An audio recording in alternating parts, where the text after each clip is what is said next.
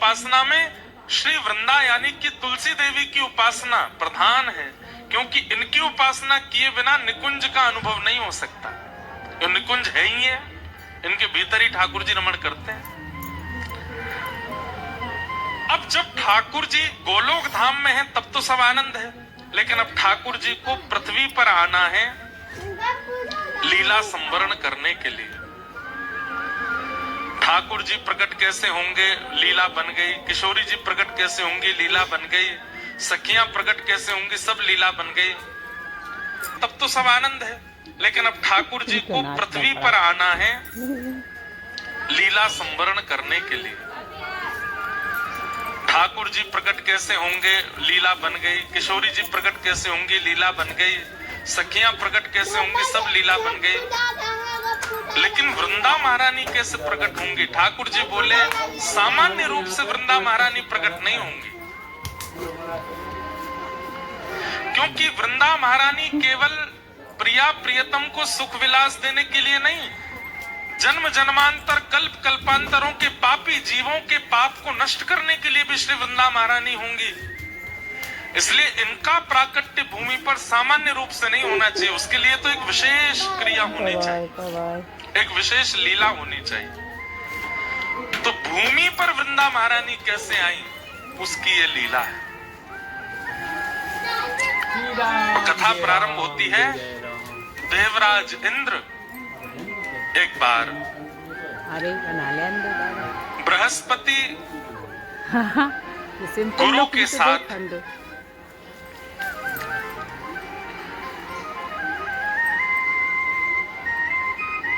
महादेव के दर्शन के लिए प्रस्थान करते हैं। देवाधिदेव महादेव के दर्शन के लिए इंद्र जा रहे हैं, और तभी महादेव ने मन में विचार किया कि हमारे दर्शन के लिए देवराज इंद्र आ रहा है, गुरु बृहस्पति के साथ आ रहा है, इसकी परीक्षा लेनी चाहिए, ये हमारे दर्शन का अधिकारी है कि नहीं। और उसी परीक्षा के रूप में महादेव ने शिव गण का रूप धारण किया और बीच मार्ग में आकर के इंद्र की परीक्षा लेने लगे, रोक लिया मार्ग। देवराज है इंद्र, तो जा रहे हैं गुमान में कि हम तो देवताओं के राजा हैं, हमको कौन रोकेगा। तभी शिवगण के रूप में स्वयं शिव जी ही आए और आकर के मार्ग रोक दिया। बोले कहां जा रहे हैं, कौन है आप अपना परिचय दीजिए। तो कई बार ऐसा होता है बंधुओं, बड़े लोगों से पूछ लें, बहुत प्रसिद्ध लोगों से अगर पूछ लेते हैं ना कि आप कौन हो, तो उनको बड़ी अपनी तौहीन लगती है। प्रसिद्ध लोगों को ऐसा लगता है कि हमसे ये क्यों पूछा कि हम कौन हैं। इसलिए प्रसिद्ध लोग अपने आसपास 15-20 लोग भी रखते हैं, वो तुम बता देना कौन है हम, हमको नहीं बताना पड़े अपना परिचय। बंधुओं, कभी आपसे कोई पूछ ले आप कौन हो, तो आप कैसे परिचय दो? दासानुदास, ठाकुर जी की कृपा विलासी, श्री प्रिया जी की कृपा की किंकरी पाना चाहते हैं, उनके दासों के चरणों के, उनके दासों के दास हैं, हम अमुक शहर से हैं, हमारा अमुक नाम है, ऐसा करके बता देना चाहिए। और नाम वाम बहुत देर में बताना चाहिए। स्वयं का स्पष्ट परिचय नहीं देना चाहिए। और दें भी तो उसमें अत्यंत दैन्य के साथ देना चाहिए। दैन्य मतलब बहुत झुक करके, बहुत दीन बन करके अपना परिचय देना चाहिए। हम वो बात अलग है कि अब आप अमेरिका जा रहे हो, एम्बेसी में पूछ लिया जाए व्हाट्स योर नेम, अब आप वहां कहो दासानुदास कृपानु आदि आदि तो वहां तो स्थिति के अनुसार कोई राह चलता व्यक्ति पूछ ले, बस में बगल में बैठा व्यक्ति पूछ ले, फ्लाइट का व्यक्ति पूछ ले, ट्रेन में कोई पूछ ले, किसी नगर का कोई व्यक्ति पूछ ले, तो क्या अपना परिचय दो? बोले हम तो किशोरी जी के दास हैं।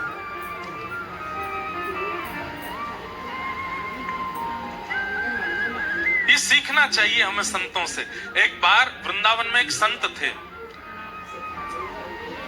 उस समय सोशल मीडिया नहीं था, फोन भी नहीं थे। उस समय की बात, उन संत का इतना प्रचार हो गया पूरे भारत में कि भैया वृंदावन में एक संत रहते हैं, अमुक नाम के संत हैं, और भैया उनका स्वभाव, उनका विचार, उनकी शैली, उनकी बोली, उनका रूप, उनकी कुटिया, उनकी सेवा, सब देखने लायक है।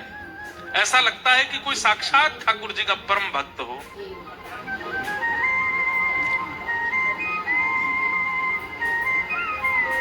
चित्रकूट में एक महात्मा को उनका यश सुनाई दे गया। ध्यान से सुनिएगा। उस समय सोशल मीडिया आदि थे नहीं, गाड़ी बस भी नहीं थी, तांगे चलते थे, और दूर दूर से लोग बहुत मुश्किल से वृंदावन आ पाते थे। तो चित्रकूट में किसी संत ने उनकी जब महिमा सुनी तो उन्होंने मन में सोचा कि भाई प्राण कब तक तन में रहेंगे, उससे पहले वृंदावन जाके इन महापुरुष का दर्शन कर लेना चाहिए। चित्रकूट से निकले, महीनों चल करके वृंदावन आए। वृंदावन जैसे ही पहुंचे, बिहारी जी के दर्शन की, राधा रमण जी की, राधा वल्लभ जी के दर्शन की इच्छा बाद में थी, पहले उन महात्मा को देखना है, उनके दर्शन करने हैं। संभवतः हरे राम बाबा नाम था उनका, जो वृंदावन के महात्मा थे। तो जगह जगह पूछ रहे थे, भैया वो महात्मा जी कहाँ रहते? अच्छा, वो परिक्रमा मार्ग में चले जाओ, सीधे जाएंगे तो पानी घाट के बाद में यमुना जी के तट पे ही बाबा की कुटिया है। अच्छा, चलते गए। अब पानी घाट पहुंच गए तो पानी घाट पे जाके पूछा, भैया वो बाबा की कुटिया कहाँ है? बाबा की कुटिया कहाँ है?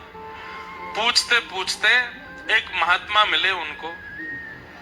उन महात्मा से उन्होंने पूछा, सब लोग इधर देखो, ध्यान से सुनो। बोले, भैया वो वृंदावन के एक महात्मा, उनकी कुटिया कहाँ है? तो वृंदावन के वो महात्मा बोले, अच्छा उन बाबा के दर्शन करने? बोले हाँ, मैं अभी थोड़ी देर में वहीं जाने वाला हूं, उनके पास ही, आप चाहो तो मेरे साथ चल देना। बोले हाँ भैया, हम तो वैसे भी अपरिचित होंगे तो हमसे तो मिलेंगे भी नहीं, आपका परिचय होगा तो आपके माध्यम से हम मिल लेंगे। तो चित्रकूट के उन महात्मा को एक वृंदावन के महात्मा अपनी कुटिया में ले गए और ले जाके बोले, आप इतनी दूर से चल के आए, कुछ पाया नहीं होगा, भोजन कर लीजिए। हाँ भैया, थोड़ा सा कुछ पवा दो। तो बढ़िया सुंदर टिक्कर बनाए अपने हाथों से, और टिक्कर बना करके सब्जी दाल रोटी जो भी थी सब उनको पवाया। प्रसाद पाने के बाद वो चित्रकूट वाले महात्मा बोले, भैया आप हमारा पेट भर को अब चलें, महात्मा के दर्शन कर लें। बोले, अभी तो आपने इतना प्रसाद पाया है, थक गए होंगे, थोड़े पौड़ जाओ, आपके हाथ पैर दबा दूं। अरे नहीं नहीं, हमको नहीं पौड़ना, हमको तो उनके दर्शन करने। अरे 10-15 मिनट में पौड़ जाओ। पौड़ जाओ मतलब नहीं, लेट जाओ।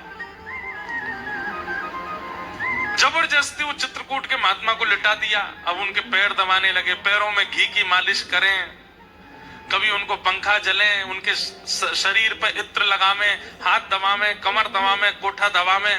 वो चित्रकूट के महात्मा तो इतने आनंद में आ गए, सो गए। 20-25 मिनट, आधा घंटा के लिए नींद लग गई। जब आंख खुली तो कोई और महात्मा वहां खड़े थे, वो नहीं थे जो पहले से वहां थे, तो कोई और महात्मा वहां खड़े थे। तो खड़े हुए, अरे भैया वो कहाँ है बाबा जिनकी कुटिया है? बोले वो ठाकुर जी की सेवा में गए अंदर। अरे भैया, हमको इतना पवा दिया, फिर सुला दिया, हम तो चित्रकूट से आए थे हरिराम बाबा का दर्शन करने के लिए, सुबह से व्याकुल, पर ये महात्मा जी देखो इतना बढ़िया प्रसाद पवाया, जबरदस्ती सुबह के मेरे हाथ पांव ऐसे बढ़िया दबाए कि मैं सो ही गया।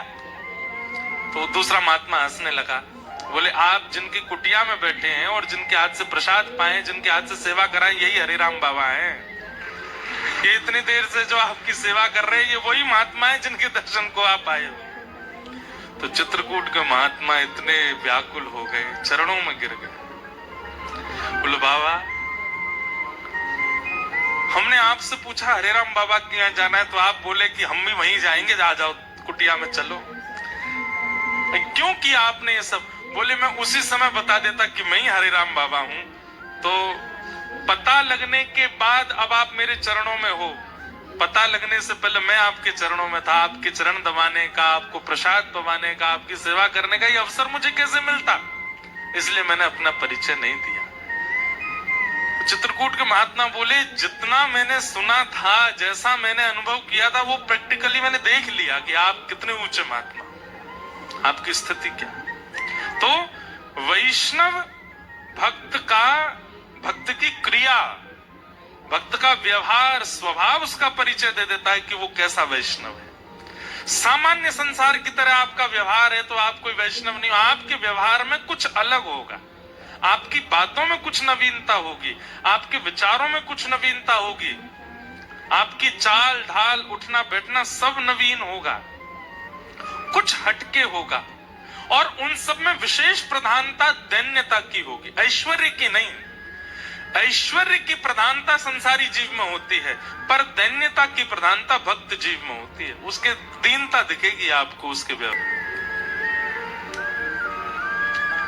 तो इंद्र जा रहा है महादेव के दर्शन के लिए, बीच रास्ते में महादेव शिवगण बनकर के आ गए परीक्षा लेने के लिए, और परीक्षा में इंद्र गुमान में भरा हुआ है, अपने छाती तान के खड़ा है। शिवगण ने पूछा, शिवगण तो नहीं थे, शिवजी थे, वो तुम कौन हो? तो इंद्र बोला, मुझे नहीं जानते तुम? बोले, हम तो नहीं जानते। ऐसा है, सुनो, मेरे आंखों के आगे से चले जाओ और तप करो, तप करके कोई देवता प्रकट हो तो उससे पूछ लेना मैं कौन हूं, मैं अपना परिचय दूंगा तुमको। शिवगण बोले, ऐसे कौन हो तुम भैया जिसके लिए हमको तप करना पड़ेगा? बोले, वही तो, तप करके पता चलेगा कि मैं कौन हूं। अब सुनो, मेरा समय बर्बाद मत करो, सामने से हटो। यहां इंद्र जिद करने लगा आगे बढ़ने की। शिवगण बोले, जब तक परिचय नहीं दोगे आगे नहीं जाने दूंगा। इंद्र बोला, मुझे भी सौगंध है अपने स्वर्ग की कि मैं परिचय नहीं दूंगा अपना। शिवगण बोले, मुझे भी अपने गणत्व की सौगंध है, मैं तुझे आगे नहीं जाने दूंगा जब तक तू बताएगा नहीं। बस यही कहा सुनी हो गई।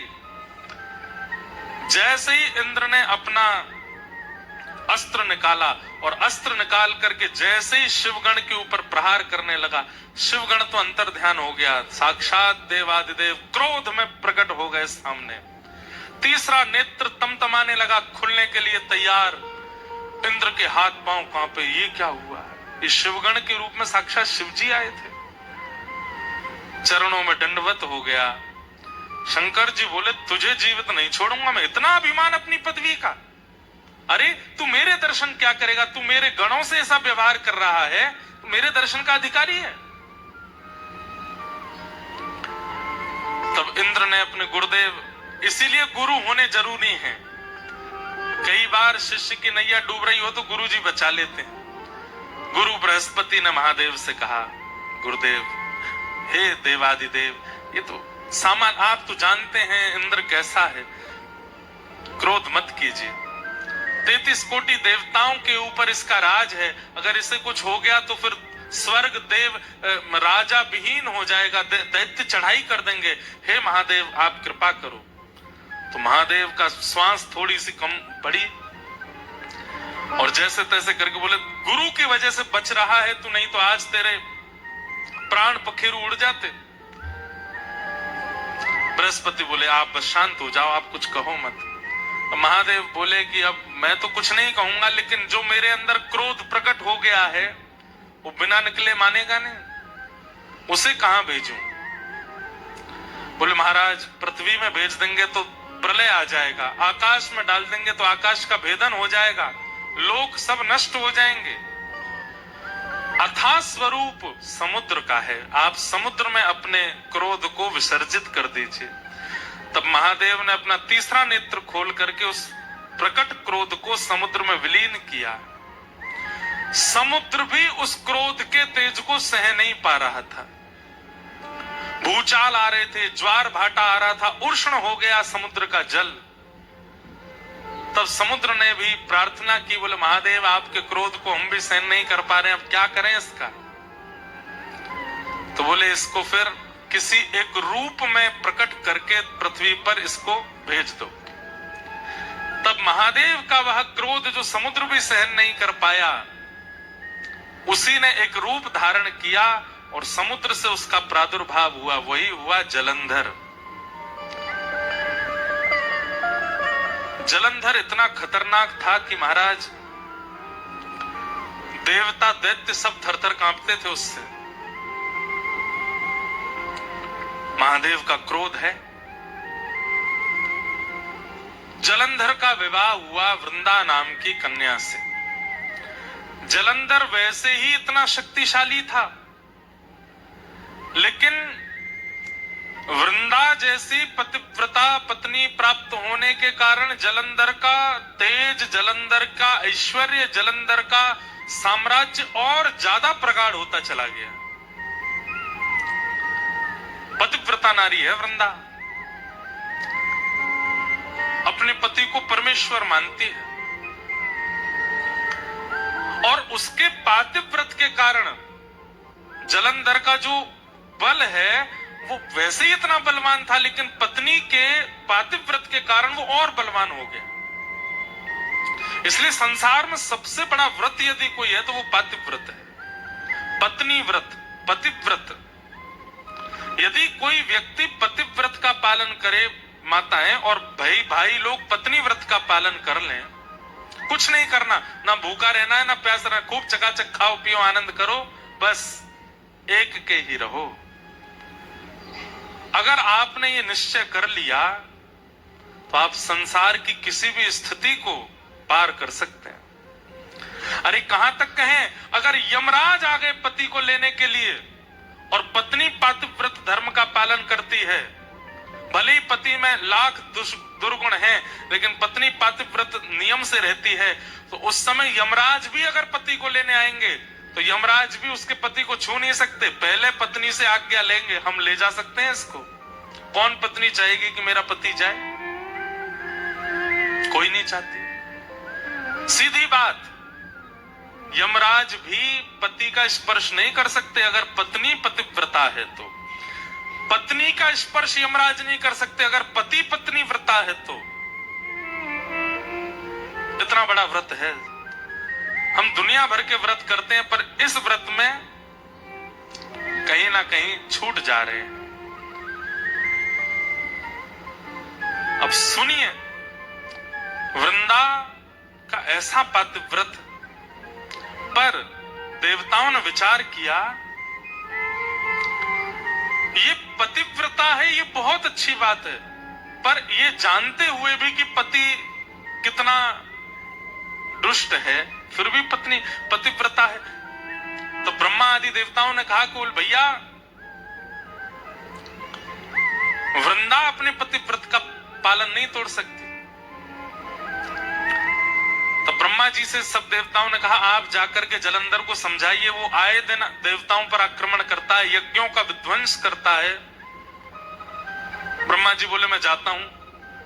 ब्रह्मा जी गए जलंधर को समझाने के लिए। जलंधर ने ब्रह्मा जी के ही गला पकड़ लिया, इतना बलवान कि चतुरानन ब्रह्मा जी का गला पकड़ लिया, चारों आंखों से आंसू निकल आए। ब्रह्मा जी हाथ छुड़ा के भागे, युद्ध छिड़ गया देवता और जलंधर के बीच में। ब्रह्मा जी हार गए। देवताओं ने जाकर के प्रार्थना की, देवादिदेव महादेव शंकर जी से बोले महाराज आप कुछ करो। महादेव बोले मुझसे ही प्रकट हुआ है वो, और अपने से प्रकट हुए को मैं कैसे नष्ट कर सकता हूं, मैं तो नष्ट नहीं करूंगा उसको। तब ब्रह्मा जी ने मन में विचार किया कि ये शिव भक्त है बहुत बड़ा, और इसके बल में कटौती तभी आएगी जब इससे कोई शिवापराध बनेगा। ये शंकर जी का अपराध करे तब इसके बल में कटौती आएगी।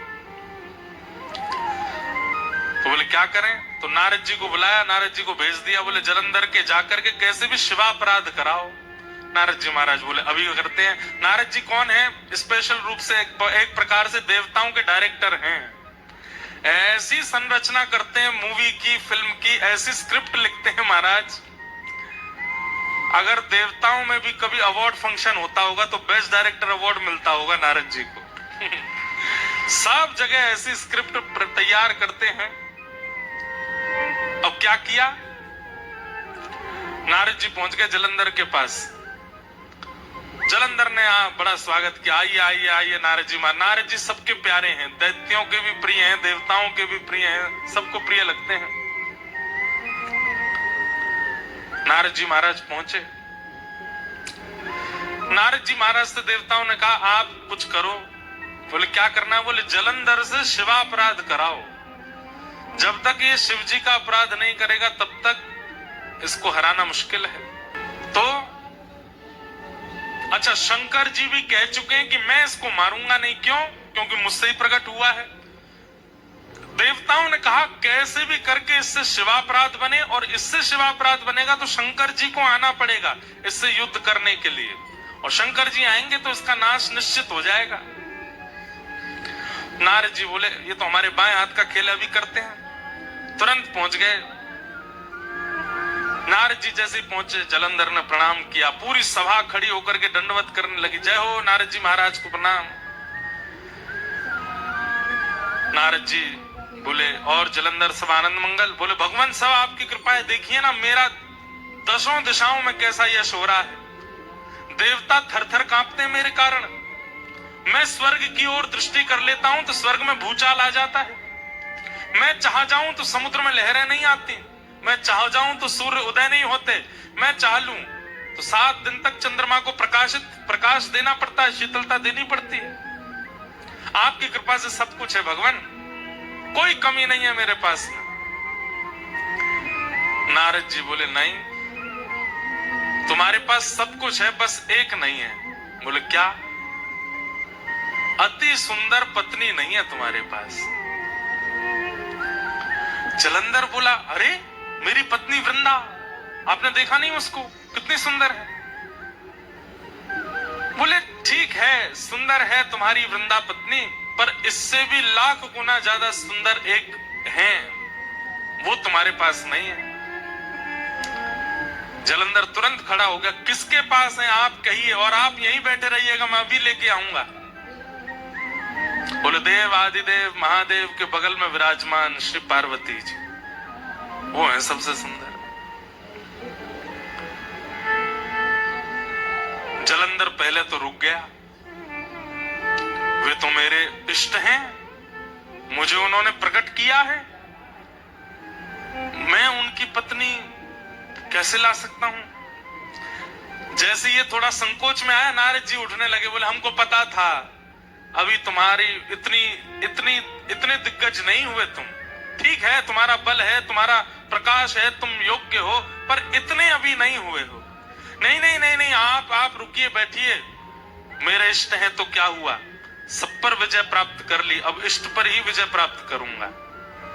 और तुरंत महाराज अपनी तलवार सेना लेकर के सीधा, सबसे पहले तो उसने शुंभ निशुंभ को भेजा। जाओ जाकर के महादेव से कह दो मैं उनकी बड़ी प्रार्थना करता हूं, मैं उनको बहुत मानता हूं, मुझे युद्ध नहीं करना। वे मेरे राजी राजी अपनी पत्नी मुझे हवाले कर दें, मैं युद्ध नहीं करूंगा। शुंभ निशुंभ गए, प्रतीक्षा करता रहा। 5-6 दिन हो गए। पूछा, बोले भैया कहाँ है हमारे वो दोनों गण गए थे? तो बोले वो लौट के ही नहीं आए, महादेव ने मार दिया उनको। अच्छा, इसका मतलब ये भयभीत नहीं है मेरे प्रकोप से, मेरे बल से, मुझे बताना पड़ेगा। और तुरंत महादेव पर भी चढ़ाई कर दी, युद्ध करने लगा। महादेव से युद्ध करने लगा। है तो स्वयं महादेव का ही तेज, महादेव का ही क्रोध। अब यहां महादेव के अंदर भी क्रोध है, और वह क्रोध किससे लड़ रहा है? अपने ही उतने ही बलशाली क्रोध से लड़ रहा है। जितना बल, जितना पराक्रम, जितना तेज, जितना योग्य महादेव का क्रोध है, उतना ही योग्य तो वह भी है, क्योंकि वो वही तो है जिससे वो लड़ रहे हैं। महादेव लड़ते लड़ते बोले भैया ये हमारा क्रोध ही तो है, दोनों 100 नंबर के ही हैं हमारे अंदर जो क्रोध है, और ये वही एक ही बात है। ये 1% भी कम हो तो इससे युद्ध किया जाए, ये पूर्ण परिपूर्ण वही है जो मेरे अंदर क्रोध है।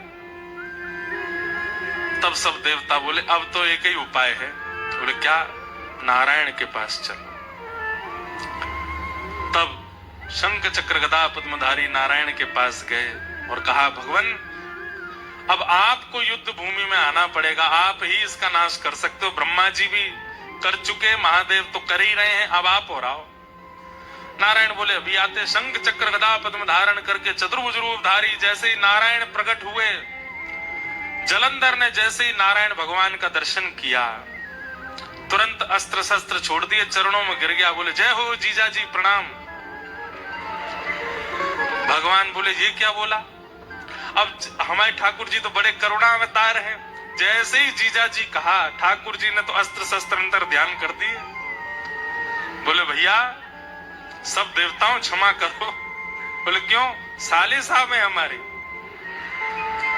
पर स्वयं भगवान ही बोले ए जलंधर तू हमको जीजा बोला क्यों, पहले ये तो बता। अरे महादेव का जब क्रोध प्रकट हुआ इंद्र के ऊपर, और जब वह क्रोध इंद्र पर ना डाल पाए तो कहां भेजा उस क्रोध को? बोले समुद्र में। और आपकी पत्नी लक्ष्मी जी कहां से प्रकट हुई है? बोले समुद्र से। तो इस नाते में भैया हुआ ना उनका, आप मेरे जीजा जी हो गए। नारायण भगवान बोले भाई बढ़िया संबंध निकाला। देवताओं से कहा भैया आई एम सॉरी, अब इसको नहीं मारेंगे, हम ये तो हमारा साला है। अच्छा उसने जीजा जी कहकर के प्रणाम जो किया तो लक्ष्मी भी प्रकट हो गई। अरे मेरे भैया, देवता तो बड़े भयभीत हो गए, बोले कि भाई अब क्या होगा। तुरंत ले गए नारायण भगवान को अपने घर में जाकर के स्थापित कर दिया। जलंधर ने पत्नी से कहा देवी तुम नित्य मेरी आराधना करती हो, अपना पातिव्रत धर्म का पालन करती हो, अब उसमें इनकी भी आराधना करो। अब जलंधर की स्थिति हो गई वो और ज्यादा बलशाली हो गया। क्यों? नारायण कृपा हो गई उसके ऊपर। सब देवता बोले भैया सब प्रकार के तरीके अपना लिए, कोई काम नहीं आया। तब देवताओं ने भगवान की स्तुति गाई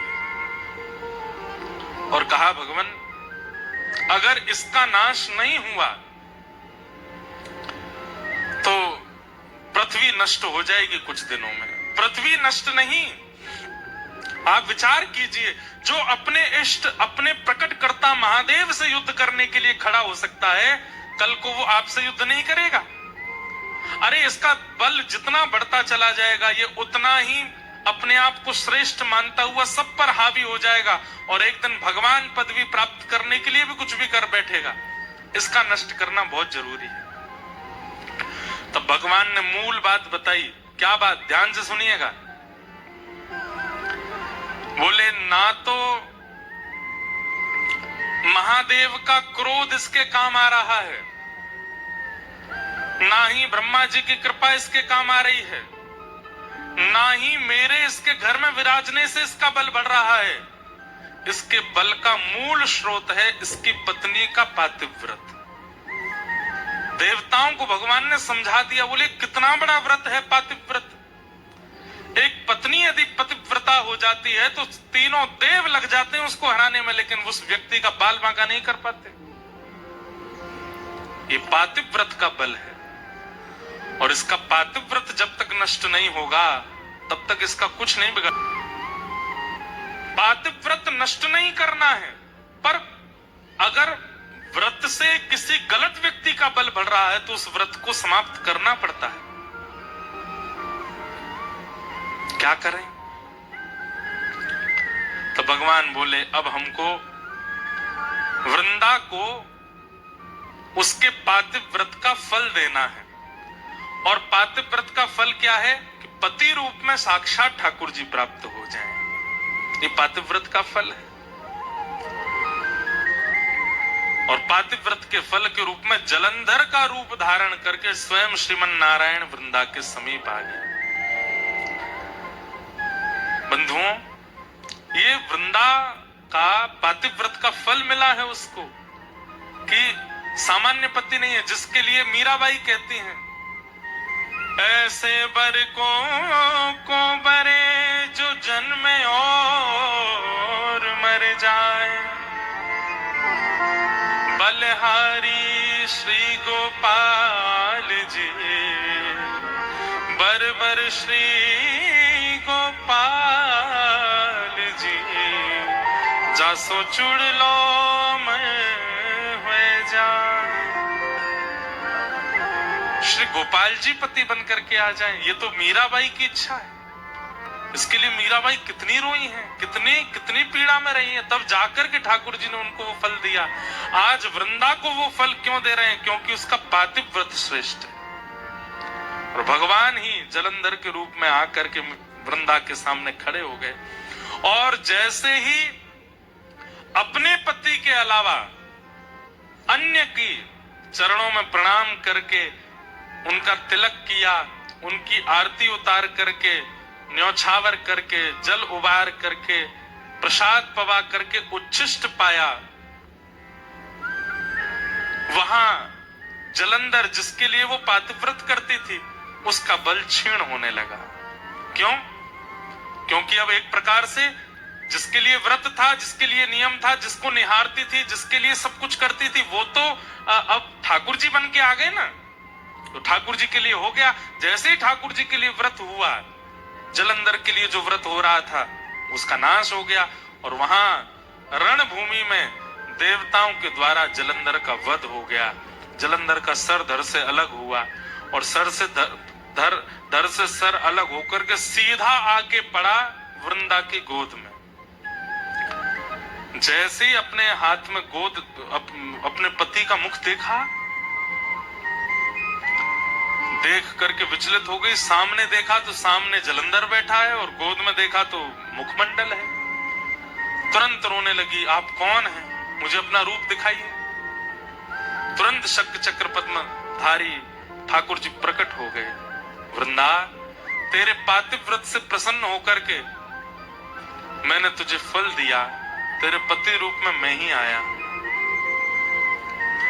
वृंदा बोली, मेरा सौभाग्य कि आप मेरे पति रूप में आए, लेकिन आप छल करके क्यों आए? आप अपने वास्तविक रूप में आकर के मुझे स्वीकार कर लेते। मेरे पति का रूप धारण करके आपने मेरे पातिव्रत को नष्ट क्यों किया? ठाकुर जी बोले, अगर हम वास्तविक रूप में आते तो तुम इतनी बड़ी पतिव्रता हो कि हमको स्वीकार ही नहीं करते, इसलिए हमको तुम्हारे पति का रूप धारण करके आना पड़ा। और सही बात, मूल बात तो यह है वृंदा, तुम्हारे पातिव्रत के कारण तुम्हारे पति का बल इतना प्रकट हो चुका था कि वो पूरे पृथ्वी का, पूरे ब्रह्मांड का नाश कर देता, इसलिए तुम्हारा पातिव्रत टूटना बहुत आवश्यक था। वृंदा बोली, आपने मेरा पातिव्रत नष्ट कर दिया। बोले जी, अब मैं आपको श्राप देती हूं। क्या? कि आप पत्थर बन जाओ, आप एक शिला का रूप धारण कर लो। भगवान बोले, तब भी हम तुम्हें तो नहीं छोड़ेंगे, तुम भी एक तुलसी का पौधा बन जाओ। तुम संग रहोगी तो पाएंगे, तुम संग रहोगी तो बैठेंगे, तुम संग रहोगी तो पिएंगे, क्योंकि तुम्हारे पातिव्रत से प्रसन्न होकर हमने तुमको अब चुन लिया है। अब तुम चाह करके भी हमसे दूर नहीं जा पाओगी। हमारे बिना तुम नहीं रहोगी और तुम्हारे बिना हम नहीं रहेंगे। भगवान एक लीला में कितनी लीलाएं प्रकट करते हम नहीं जानते। एक वैश्या ने भगवान के लिए तप किया और तप करके जब भगवान प्रकट हुए तो भगवान से वरदान मांगा, जैसे श्री यशोदा जी को आप सुख देते हैं, उनकी कोख से आप जन्म लेते हैं, जैसे कौशल्या जी के गर्भ से आप जन्म लेते हैं, ऐसे मेरे गर्भ से भी आपका जन्म हो, ऐसी कृपा कर दो। भगवान बोले, कौशल्या जी के गर्भ से, यशोदा जी के और देवकी मैया के गर्भ से तो हम एक ही बार जन्मे, पर हम तुम पर कृपा करते हैं कि हम तुम्हारे गर्भ से जन्म लेते ही रहेंगे। एक जन्म नहीं, अनेक जन्म होंगे। कैसे? और तुम गंडकी नाम की नदी बनोगी और वृंदा के श्राप से हम शालिग्राम बनेंगे। और जब तक पृथ्वी पर सूर्य चंद्र हैं, जब तक पृथ्वी का अस्तित्व है, तब तक गंडकी में से हम प्रकट होते ही रहेंगे, आते ही रहेंगे, जीव मानव पर कल्याण करते रहेंगे। तो यहाँ वृंदा ने श्राप दिया कि आप पाषाण बन जाओ। सब घबरा गए। ठाकुर जी बोले, बिल्कुल चिंता मत करो, ये भैया सब हमारी लीला ही है। ये पाषाण का श्राप देगी तभी उस वैश्या के वरदान को हम पूर्ण कर पाएंगे। वो नदी बन करके गंडकी आ गई, अब हम जा रहे हैं, हम शालिग्राम बन के आएंगे, लेकिन हमारी भी शर्त है। क्या? तुम भी एक तुलसी का झाड़ बनोगी, और जब तक तुम नहीं पधराई जाओगी तब तक हम प्रसाद नहीं पाएंगे, तब तक हम जल नहीं पिएंगे, तब तक हम कुछ भी नहीं करेंगे। अरे आसन पर भी जब तुम रखी जाओगी तो ही बैठेंगे, तो नहीं बैठेंगे। एक क्षण के लिए भी तुलसी शालिग्राम जी से दूर नहीं होती। ये भगवान ने वरदान दिया। एक राक्षस ने भी भगवान की तपस्या की, तपस्या करके ठाकुर जी से मांगा, भगवान जब प्रकट हो गए, वरदान मांगो क्या चाहिए। राक्षस बोला, प्रसन्न हासा रुड़लो चलो लसत। जब आप ठाकुर जी मुस्कुराते हैं तो आपके गाल बड़े प्यारे लगते हैं मुझको। राक्षस मांग रहा है। भगवान बोले तो वरदान तो मांगो क्या चाहिए। बोले कि प्रभु मैंने बहुत कुछ खाया अपने जीवन में, बड़े बड़े जीव खा लिए, बड़े बड़े जंतु खाए, मानव भी खाए, देवता दैत्य भी खाए, अब आपको खाने का मन कर रहा है। भगवान बोले तू मुझे खाने के लिए तपस्या कर रहा था। बोले हाँ, मुझे पता चला कि आप मिलते नहीं हो, आप तभी प्रकट होते जब आप कोई तप करता है, तो मैंने इसीलिए तप किया 1000 वर्ष तक कि आप प्रकट हो जाए तो मैं वरदान में आपको खाने के लिए मांगू। भगवान बोले वाह भैया, कैसे खाओगे। बोले आ जाओ मेरे पास, आपको लेकर के खाना शुरू करूं। आपके गाल पहले खाऊंगा, आपके हाथ फिर खाऊंगा, फिर चरण खाऊंगा। ठाकुर जी बोले भैया देखो, इस रूप में तो संभव नहीं है। तुम अगर हमारे पास आए भी तो इतनी योगनियां, इतनी शक्तियां चारों तरफ हमारे रहती हैं कि तुम जल करके नष्ट हो जाओगे। तुम्हारी इच्छा पूरी करेंगे। बोले क्या। कालांतर में तुम एक कीड़ा बनकर के गंडकी नदी में जाओगे, और जब हम वहां शालिग्राम बनकर के आया करेंगे तुम हमें ही खाया करोगे। उसी से ही हमारे अंदर रूप प्रकट होने लग जाएंगे। तुम्हारी इच्छा पूरी हो जाए, खूब खाना, झिक करके खाना। तो गंडकी में, शालिग्राम जी में कभी कभी आकृतियां प्रकट हो जाती हैं। वो आकृतियां उस राक्षस को ही शाप दिया भगवान ने खाने का। वो खाता है ठाकुर जी को। हमारे ब्रज में तो एक पद गाते हैं, पद गाते हैं मतलब उस भाव से गाते हैं। होली में खा जाऊं तेरो गाल बड़ो मीठो, खा जाऊं तेरो, हारे खा जाऊं तेरो, हम्बे खा जाऊं तेरो। जब ठाकुर जी गाल में लाल लाल गुलाल लगा करके आते हैं तब गोपियां गाती हैं, लाला इतनो चोखो लग रहा है, ऐसा मन कर रहा तेरो गाल खा जाए। ये प्रेम के भाव में, जैसे छोटे बालक होते हैं गदमदरा से, उनको देख के मन होता है, मन ऐसा करे या खा जाए, या कि हाथन ने खा जाए, पामन ने खा जाए, इतना बढ़िया। ऐसे ठाकुर जी के लिए तो एक राक्षस ने मांगा कि मैं आपको खाऊं, तो ठाकुर जी उसके लिए शालिग्राम बन गए। बोले खाना। तो कितनों की इच्छा पूर्ति एक श्राप से हुई। वृंदा ने श्राप दिया कि आप पाषाण बन जाओ। भगवान बोले ठीक है। एक वैश्या ने वरदान मांगा था तो उसके गर्भ से हम जन्मेंगे, वो गंडकी बनेगी और हम शालिग्राम। एक राक्षस ने मांगा था कि वो खाना चाहता है, तो वो भी पेंडिंग बैठा है, कब उसको वरदान पूरा करें। शालिग्राम रूप को ही खाया करेगा वो। लेकिन वृंदा देवी तुम हमसे दूर नहीं रह पाओगी। अच्छा, ये तो केवल एक कथा थी, पर वास्तविकता भूमंडल पर वृंदा को प्रकट करने के लिए कोई चाहिए। जैसे राम जी को आने के लिए दशरथ और कौशल्या चाहिए, ठाकुर जी को आने के लिए देवकी वसुदेव चाहिए। विश्व का कल्याण करने वाली बंधुओं, दो ऐसे रत्न हैं हमारी पृथ्वी पर, इन रत्नों का नित्य आश्रय लेने वाला व्यक्ति कभी यमलोक के दर्शन नहीं करता। उसमें पहला श्री गौ माता और दूसरी वृंदा देवी तुलसी महारानी। इनका नित्य दर्शन करने वाले को कभी यमलोक का दर्शन नहीं होता। तो वृंदा तो ठाकुर जी की ही है। अभी सुनिएगा कथा। वो तो आना चाहती है पृथ्वी पर, श्री कृष्ण आएंगे तो लीला के लिए वृंदा को प्रकट होना है, पर वृंदा ऐसे सामान्य रूप से प्रकट नहीं होगी, उसके लिए पृष्ठभूमि चाहिए। ऐसे कोई कौशल्या जैसी, कोई देवकी जैसी, कोई यशोदा जैसी मां चाहिए। तो भगवान ने जलंधर की पत्नी वृंदा को माध्यम बनाया। क्यों? श्राप देने के बाद में वृंदा ने प्रण लिया कि मैं अब अपने पंच भौतिक देह को नष्ट कर दूंगी। और जैसे ही वृंदा ने अपने शरीर को जला करके भस्म बनाया, भस्म जैसे ही बनी, ठाकुर जी ने गोलोक धाम की ओर देखा और श्री गोलोक धाम से श्री वृंदा देवी की मंजरियों को लाया गया और भगवान ने कहा अब पृथ्वी पर सबसे शुद्ध तुलसी के प्राकट्य होने की अगर कोई पृष्ठभूमि है, कोई मिट्टी है, कोई रज है, तो वो वृंदा पातिव्रती वृंदा की ये शरीर की जो भस्म है ये है। इसमें इन मंजरियों को बो दो। जैसी तुलसी की मंजरियां उस भस्म में बोई गईं, उसी भस्म से, उसी रज से जो पतिव्रता नारी वृंदा थी, उसके शरीर की रज से जो प्रकट हुई वही है श्री तुलसी महारानी। बोलो तुलसी महारानी की जय। भगवान बोले अब मंगल होगा विश्व का, विश्व का मंगल करने वाली अब तुलसी जी गोलोक धाम से भूमि पर प्रकट हो चुकी है। सामान्यतया तुलसी जी को नहीं लाया गया, तुलसी जी के लिए कितना बड़ा योजना बनाई गई। बोले अखंड पतिव्रता नारी होगी, उसके कोख से तुलसी जी प्रकट होंगी। पर तुलसी जी क्योंकि एक वृक्ष के रूप में प्रकट होने वाली हैं, तो इनके लिए कोख क्या है? रज। कोख क्या है? मिट्टी। और वो कैसे बने? बोले पतिव्रता नारी जब अपने शरीर का त्याग करके रज बन जाएगी तो उससे प्रकट होंगे तुलसी। तो वृंदा जी की रज से तुलसी महारानी प्रकट हो और तभी देवी देवता प्रकट हो गए।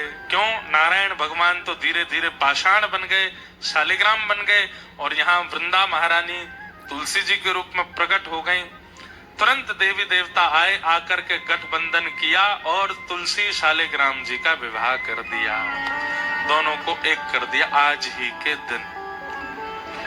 इसलिए आज तुलसी शालिग्राम विवाह महोत्सव भी है, तुलसी शालिग्राम जन्म महोत्सव भी है। आज शालिग्राम जी की जन्म तिथि भी है, तुलसी जी की जन्म तिथि भी आज ही के दिन प्रकट हुई है, आज ही के दिन इनका प्रादुर्भाव हुआ है। ऐसी वृंदा महारानी तुलसी महारानी को हम बारंबार प्रणाम करते हैं, शालिग्राम प्रभु को हम बारंबार वंदन करते हैं। बंधुओं, हमारे कई शास्त्रों के अनुसार माताएं शालिग्राम जी की पूजा नहीं करती, पर माताओं को विशेष रूप से तुलसी जी की पूजा करने का अधिकार है। भाई लोग शालिग्राम जी की पूजा करें और माताएं तुलसी जी की आराधना करें, शालिग्राम जी से भी अधिक फल मिलता है तुलसी जी की पूजा करने से। कहते हैं जिस घर में तुलसी जी विराजमान होती हैं उस घर में कभी यमराज नहीं जाते। जिस घर में तुलसी जी की आराधना होती है विधिवत रूप से, उस घर में पितरों को तर्पण आदि किया जाता है, पितरों का पिंडदान आदि किया जाता है।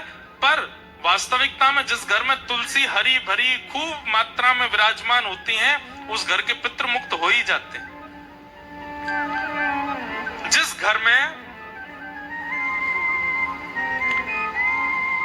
चंदन घिसने के बाद में तुलसी जी को थोड़ा सा, तुलसी जी की जो काष्ठ होता है या तुलसी जी का पत्र घिस करके चंदन में अगर मिला दिया जाए थोड़ा सा, और उसको ठाकुर जी को निवेदित किया जाए, फिर ठाकुर जी को निवेदित करने के बाद अपने अंग पर लगाया जाए, तो जन्म से लेकर के तुलसी अंकित चंदन लगाने तक, उस दिन तक जितने पाप बने सब नष्ट हो जाते हैं तुलसी जी का चंदन लगाने से। तुलसी जी के जो काष्ठ हैं, तुलसी जी की जो लकड़ी होती है, हमने परम पूजनीय प्रातः स्मरणीय श्री मलुकपीठ वाले महाराज जी को देखा। इतनी बड़ी तुलसी जी की काष्ठ एक रहती है उनके पास, उसमें नित्य अग्नि प्रज्वलित करते हैं और उस तुलसी जी के काष्ठ की अग्नि से 1000 दिए जलाते हैं महाराज जी नित्य संध्या में शाम को। तो हमने महाराज जी से पूछा, मैंने महाराज जी इसका क्या फल है? तो महाराज जी बोले तुलसी जी के काष्ठ से एक दिया प्रज्वलित करने से 1000 दिए प्रज्वलित करने का फल मिलता है। दिए प्रकट करते ही ठाकुर जी को जब अर्पित किए जाते, ठाकुर जी बड़े प्रसन्न हो जाते हैं। पर तुलसी जी के काष्ठ से जब दिया जलाया जाता है तो एक दिया जलाने के 1000 दिया जलाने का फल, मतलब ठाकुर जी अत्यंत प्रसन्न हो जाते हैं। लेकिन महाराज जी 1000 दिए जलाते हैं नित्य एक तुलसी काष्ठ से, और इतने छोटे छोटे छोटे छोटे दिए 1000 दियों का एक इतना बड़ा बना लेते हैं, उसको प्रज्वलित करते हैं और फिर ठाकुर जी की आरती करते हैं। उससे ठाकुर जी इतने प्रसन्न होते हैं उससे। तो हरी भरी तुलसियों तब मत कुछ करना, जब काष्ठ कहीं तुलसी जी के आसपास कहीं प्रकट हो जाए, टूट के अपने आप नीचे आ जाए, उसको संभाल के रख लीजिए। नित्य उस काष्ठ में थोड़ी अग्नि प्रज्वलित करो, उससे दिया जलाओ। दिया जलाने के बाद उस अग्नि को बुझा के उसकी रज अपने माथे से लगा के काष्ठ को रख दो। इतने प्रसन्न होते हैं ठाकुर जी उससे प्रकट दिए से आरती करने से। अभी तो कार्तिक का महीना, हमारे यहाँ तो तुलसी जी से ही आरती करते हैं वृंदावन में। ठाकुर जी बहुत प्रसन्न होते हैं। तुलसी जी जिस गमले में लगी हो उसकी रज, तुलसी जी की रज लेकर के कभी कभी आप तिलक धारण कर सकते हैं, और वह तिलक धारण करने से शरीर में अगर कोई बहुत गंभीर बीमारी, और सबसे बड़ी बीमारी तो भैया आजकल बुद्धि में आ जाती है, विचारों की बीमारी, नकारात्मक बीमारी, शक पैदा होने वाली बीमारी, और सही बात है गलत मार्ग पर चलने वाले विचार चित्त में आने लगते हैं। तुलसी जी की रज अपने माथे से लगाने से और माथे पर रज लगा के ठाकुर जी की आराधना करने से विचार शुद्ध होते हैं। बड़ी महिमा है तुलसी जी की। ऐसी तुलसी महारानी को शालिग्राम रूप में प्रकट हुए और तुलसी जी के साथ में उनका विवाह। कभी आप लोग हनुमान चालीसा का पाठ करते हैं, अपनी गुरु परंपरा का पाठ करते हैं। अरे छोटे छोटे बच्चे अध्ययन भी करते हैं, अपनी पढ़ाई स्कूल की कर रहे हैं, तो तुलसी जी का गमला तो बहुत सामान्य, उठा करके अपने कक्ष में विराजमान कर लो पढ़ते समय, और अपने पास में तुलसी जी रख करके आप पढ़ना प्रारंभ कीजिए। जो पढ़ेंगे भूलेंगे नहीं। ये एग्जाम देने वाले बच्चों को एक हम युक्ति बता दे रहे हैं। तुलसी जी का गमला उसकी पहले, और ऐसे नहीं कि वैसे तो तुलसी जी को पूछते नहीं है, एग्जाम वाले दिन ही ले गए उठा करके, बैठो तुलसी जी पास कराओ, नहीं। तुलसी जी की नित्य आराधना आज से ही शुरू कर दीजिए। आज्ञा लेकर के तुलसी जी के पत्र तोड़ने चाहिए। द्वादशी के दिन तुलसी जी के पत्र नहीं तोड़ने चाहिए। तुलसी जी के जितने भी पत्र और आदि आदि जो नीचे गिर जाते हैं उन सबको भी प्रणाम करके सबको इकट्ठा करना चाहिए। अगर वो बहुत सूख जाए तो उनका चूरा बना करके, जिस दिन निषेध है तुलसी जी तोड़ना, उस दिन वही प्रयोग करके ठाकुर जी का भोग लगाया जा सकता है। और तुलसी जी की एक और महिमा, अगर तुलसी जी तोड़ नहीं सकते हैं, तुलसी जी का चयन नहीं कर सकते हैं, तो ठाकुर जी पर चढ़ी भई तुलसी उठाओ, उस पर नेक जल डालो, वही दोबारा भोग में अर्पित कर दो, वो पवित्र ही मानी जाती है। तुलसी जी की बनी कंठी माला कंठ में धारण करने वाले व्यक्ति के पीछे पीछे ठाकुर जी खिंचे चले जाते हैं। जहां जहां वो व्यक्ति जाता है ठाकुर जी कहते हैं मैं संग ही रहता हूं। जो गले में कंठी माला पहनता है तुलसी जी के, जो तुलसी जी के मनके पर नाम जप करता है, भगवान कहते हैं कि उसके नाम जप से, मंत्र जप से मैं बहुत प्रसन्न रहता हूं। उसके नाम में, मंत्र में फिर आलस्य, दंभ आदि आदि जो विकार हैं ये आने बंद हो जाते हैं अगर वो तुलसी जी पर नाम उच्चारण करता है तो। और सीधी बात, आप अन्य किसी भी भाव में अगर नाम जप करते हैं तो ठाकुर जी को पता तो चल जाता है नाम जप कर रहा है, पर तुलसी जी पर जब नाम जप करते हैं तो ठाकुर जी थोड़ी पे हाथ धर के सुनते हैं आपके नाम जप को, आपके मंत्र को, आपके भाव को। ठाकुर जी को इतना प्रसन्न है। ऐसी तुलसी जी की महिमा है, उन्हें हम बारंबार वंदन करते हैं, बारंबार प्रणाम करते हैं। बोलो तुलसी महारानी की। तो ठाकुर जी का श्री विवाह शालिग्राम स्वरूप में श्री वृंदा महारानी के साथ में आज के दिन सुसंपन्न हुआ, और ये विवाह सब देवताओं ने मिलकर के कराया। उसी विवाह के मंगल विधान को हम लोग करके आज कथा में विराजे, इसलिए इस कथा का कहना सुनना अति अनिवार्य था। बोलो तुलसी शालिग्राम भगवान की। माताओं से हमारी विनती कि वे तुलसी आराधन खूब भाव से करें और भाई लोग श्री शालिग्राम भगवान की खूब मंगल सेवा करें। दंपति जब मिलकर के तुलसी शालिग्राम सेवा करते हैं, नियमित रूप से जैसे उसके नियम है उसी भाव से करते हैं, तो ऐसे दंपतियों में कभी विद्वेष, विद्रोह और विक्षोभ नहीं होता। शालिग्राम जी और तुलसी मैया दोनों दंपतियों को समीप ही रखते हैं, कभी उनमें मन मुटाव आदि कभी प्रकट नहीं होता। इस प्रकार से आज के मंगल भाव को प्रणाम।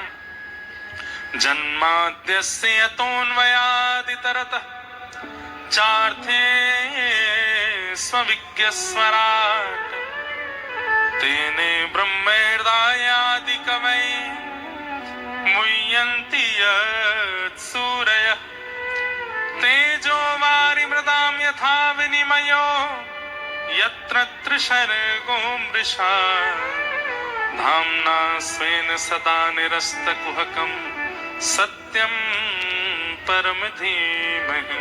बंधुओं, हमें ऐसा संकेत प्राप्त हुआ आज कि कई बालक और कई लोग गुजरात के दीक्षा क्रम के बारे में जानकारी चाह रहे हैं, तो उन सब के लिए हमारी ऐसी प्रार्थना है, आगामी 4 तारीख को, यानी कि आज 2 है, कल 3, परसों 4 तारीख को वैकुंठ चतुर्दशी है। और वैकुंठ चतुर्दशी हमारे श्री वैष्णव संप्रदाय में उसकी बड़ी महत्ता है। उसी दिन सुबह के सत्र में दीक्षा क्रम होगा और कल कथा प्रारंभ से पूर्व, मतलब यहाँ 7:30-8 बजे तक कथा का समय है, लोग बाग भोजन करके आते हैं, तो इसलिए उससे पूर्व आकर के 6 बजे यहाँ पर नामांकन होंगे। सब लोगों को अपना नाम, पता, गोत्र सब यहाँ लिखवाना है। जिनकी दीक्षा होनी है परसों केवल वही लोग। यहाँ 6 बजे से लेकर के और 7:30 बजे तक के लिए बाहर एक काउंटर लगेगा, वहां अपना नाम, पता, गोत्र। वैसे हमारा मन तो नहीं था, अब अगले वर्ष का ही क्रम था, पर बहुत भावनाएं आई तो फिर गुजरात बार आना नहीं होता। वैसे हम आ रहे हैं दोबारा गुजरात जनवरी में। 2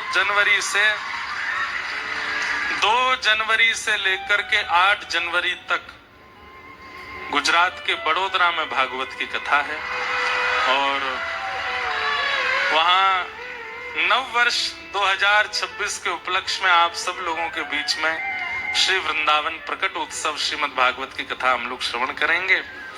तो वैसे तो उसमें भी है, लेकिन तब शायद व्यस्तता ज्यादा रहेगी, इसलिए गुजरात के जितने भी वैष्णव हैं वो जो दीक्षा के इच्छा बहुत ज्यादा रखते हैं, वे लोग कल यहाँ 6 से 7:30 बजे तक नामांकन करा सकेंगे और परसों सुबेरे लगभग 8 बजे से दीक्षा का क्रम होगा। और कहाँ क्रम होगा वो जब आप नामांकन कराएंगे तो आपको एड्रेस पता चल जाएगा। वहां सब लोग आकर के 8 बजे उपस्थित हो जाएंगे। 9 बजे से वहां दीक्षा क्रम प्रारंभ होगा, आपको 8 बजे पहुंच जाना है। 9 बजे से वहां दीक्षा होगी। एक बात बहुत ध्यान से सुनिएगा, जब दीक्षा देने के लिए अपनी आचार्य परंपरा का आवाहन करके हम बैठते हैं, उस समय कई बालकों को देख करके, कई लोगों को देख करके मन में भाव आता है कि अभी इनको प्रतीक्षा करनी चाहिए। तो अगर वो आज्ञा उस समय हो जाए कि आप थोड़ी प्रतीक्षा करो, तो उस समय उदास हताश मत होइएगा। शायद ठाकुर जी अभी चाह रहे हैं कि आप कुछ समय और विचार करें। कल स्वामी श्री हरदास जी के जो हमने 7 भाव सुनो, उसमें भी वे क्या कहते हैं कि पहले भागवत सुनो, फिर नवदा भक्ति को जीवन में लाओ, उसके बाद फिर गुरु दीक्षा लो। हमें कोई बहुत शौक या बहुत भीड़ करने की इच्छा नहीं है। आप लोग ये बात सोच लीजिए, दीक्षा लेने के बाद आप जो भी कुछ करोगे, पाप कर्म अगर करोगे तो आधा हमको भी भोगना पड़ेगा। यदि चलते चलते हमको छींक आ रही है तो उस समय ये सोच लीजिए कि कोई शिष्य ने गड़बड़ी करी है तभी छींक रहे हैं। बुखार आ गया रात में तो समझ जाओ कोई पीड़ा निश्चित कोई शिष्य के द्वारा करी जा रही है। तो आप जो भी पुण्य कर्म करोगे वो तो आपको ही मिलेगा, लेकिन जो भी आपसे पाप कर्म बनेगा वो गुरु को भोगना पड़ता है। इसलिए हम हमेशा तो देखेंगे नहीं आप कहाँ कब क्या कर रहे हो, इसलिए पूर्ण रूपेण मन बना सको कि नहीं हम ऐसी कोई कृत्य नहीं करेंगे जिससे हमारे गुरुदेव को कष्ट हो। उसी भाव से फिर आप लोग दीक्षा ग्रहण करने आना, और जो नियम है वो सब वहां बता दिए जाएंगे। 5 तारीख को सबसे मिलने का क्रम रखा गया है। सब लोग वहां जो एड्रेस दिया जाएगा वहां सब लोग 11 बजे सुबह एकत्रित होकर के, देव दिवाली है, हम लोग तो उत्सव मनाएंगे शाम को कथा में आने से पूर्व, पर आप लोग सुबह 11 बजे वहां उपस्थित हो जाइएगा। वहां फिर गिरधर लाल जी के दर्शन और सबसे मिलने का एक क्रम रखेंगे 5 तारीख को, तो ऐसे क्रम रहेगा। आप सब लोग बाकी फिर हम यहाँ थोड़े डोलेंगे भी ना। एक दिन उमिया माता के कल दर्शन करने जाएंगे, एक दिन यहाँ पास में ही सिद्धपुर में जहां हमारे भगवान के परम अवतार श्री कपिल भगवान ने देवभूति माता को ज्ञानोपदेश किया, जिसके बाद देवभूति माता सिद्धता नाम की नदी के रूप में प्रकट हो गई। ऐसे और जहां भगवान के अश्रु बिंदु प्रकट हुए और बिंदु सरोवर प्रकट हुआ, वो पावन तीर्थ यहीं पास में ही सिद्धपुर है। एक दिन वहां भी दर्शन को जाएंगे। अब मन तो यह भी है कि नेक गाड़ी दौड़ा करके एक दिन डाकोर जी भी हुआएंगे, पर अब जहां जहां जाने का क्रम बन पाएगा वहां वहां पहुंच जाएंगे। अब गुजरात के क्रम में है, तो ये 2 दिन आप लोग ध्यान रखिएगा। 4 तारीख को दीक्षा क्रम, 5 तारीख को सबसे मिलेंगे। आप सब लोग बड़े प्रेम और भाव से आइएगा। श्रीमद् भागवत के प्रथम श्लोक में परम सत्य भगवान को वंदन किया, सत्यम परम धीमहि। वेद व्यास जी महाराज ने किसी देव भाव का नाम नहीं लिया, किसी एक देवी का नाम, देवता का नाम नहीं, सत्यम परम धीमहि।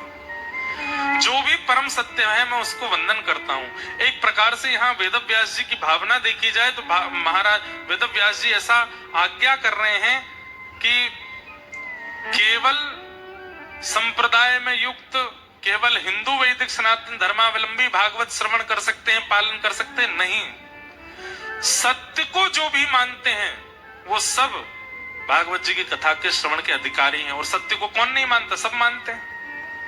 सत्य की आराधना, सत्य का पूजन, सत्य का वंदन, सत्य का अवलोकन सब करते हैं। इसलिए जो भी सत्य का आराधन करता है वो भागवत के श्रवण का अधिकारी है, भागवत के पालन का अधिकारी। जैसे कॉलेज यूनिवर्सिटी में एक नियम है कि इतने परसेंट मार्क्स आएंगे तो ही आपको एडमिशन मिलता है, या फिर किसी कंपनी में आपको हायर तब किया जाता है जब आपकी इतनी कैपेबिलिटी हो। ठीक वैसे ही श्रीमद् भागवत का कृपा अधिकारी कौन है? भागवत किसको कैपेबल मानती हैं भगवत प्राप्ति के लिए? ध्यान से सुनिए, बोले जो भी सत्य को पूजता है, जो भी सत्य का अवलोकन करता है, सत्य को अपने जीवन में धारण करता है, उन सबको भगवत दर्शन करने का अधिकार है। अब संसार में मुझे आप बताइए कौन है ऐसा जो सत्य का अवलोकन नहीं करता? सब करते हैं। इसलिए मतलब भगवत दर्शन का अधिकार सबको है, सबको है। हम सब सत्य पर जीते हैं, सत्य के लिए जीते हैं, सत्य से हमारा जीवन है, इसलिए हम सब भागवत के अधिकारी हैं। ऐसे परम सत्य को हम बारंबार वंदन करते हैं। इसलिए व्यास जी ने सत्य की आराधना की, सत्य को वंदन किया, सबको बता दिया जो भी सत्य की आराधना करता है सब भागवत श्रवण। पृथ्वी को सबसे ज्यादा भार किसका लगता है पता है आपको? कोई शरीर से स्थूल व्यक्ति है, वजन ज्यादा है, उस व्यक्ति का भार पृथ्वी को नहीं होता। असत्य संभाषण करने वाला, असत्य का मार्ग अपनाने वाला, असत्य बोलने वाला, असत्य आचरण करने वाला व्यक्ति जब चलता है पृथ्वी को बहुत भार लगता है। इसलिए अनेक रूपों में सत्य को जीवन में आचरण में लाइए। सत्य हरि को प्रिय है।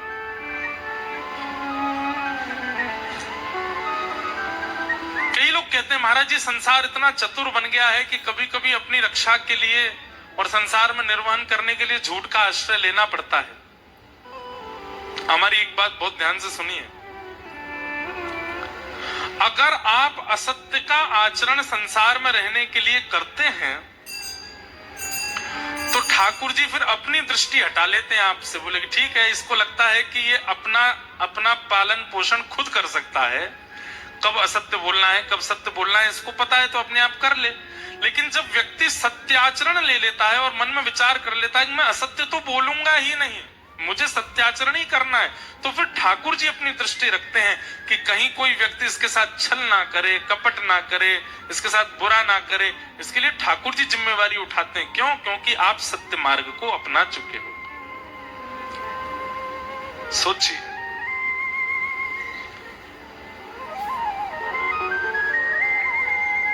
एक राजस्थान में एक भक्त हुए, उनका नाम था, अभी बताता हूं देख के। इतने भक्तों की कथा होती है कि कभी कभी निकल जाते हैं चित्त से।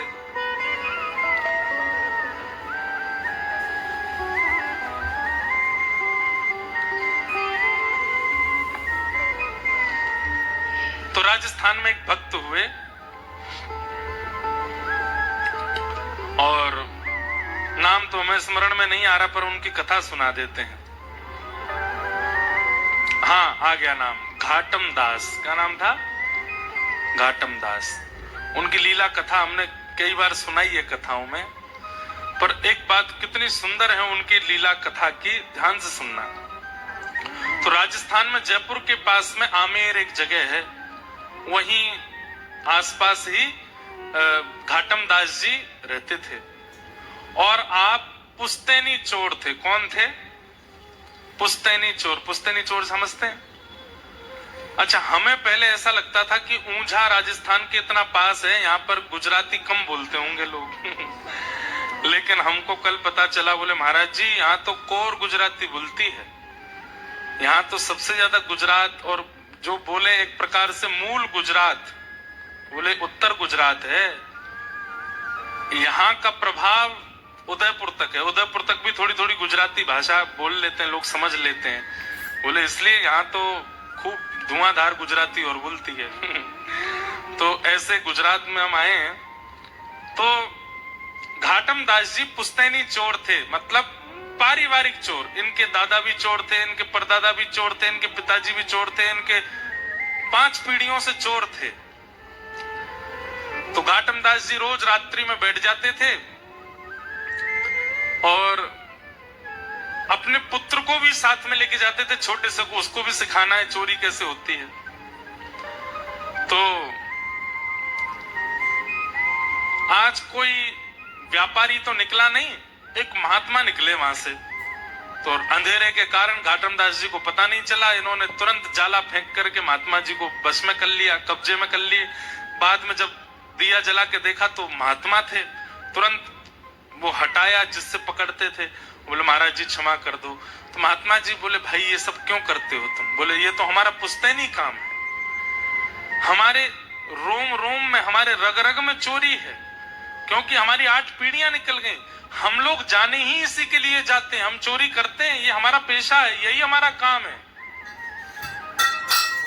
अगर कोई हमको दान पुण्य करके कुछ दे जाता है तो हमारे घर में भोजन जब बनता है तो उसमें स्वाद नहीं रहता, चोरी के भोजन में ही स्वाद आता है। चोरी का कपड़ा ही हम पहनते हैं, अगर बिना चोरी का कपड़ा पहने तो कपड़ा फट जाता है। हमारे यहाँ तो पुश्तैनी चोरी होती है। बोले चोरी तो हम नहीं छोड़ सकते, लेकिन महाराज जी आज आप हमें मिले हैं, संत कृपा हुई है, कुछ आप आज्ञा कर दीजिए चोरी छोड़ने के अलावा।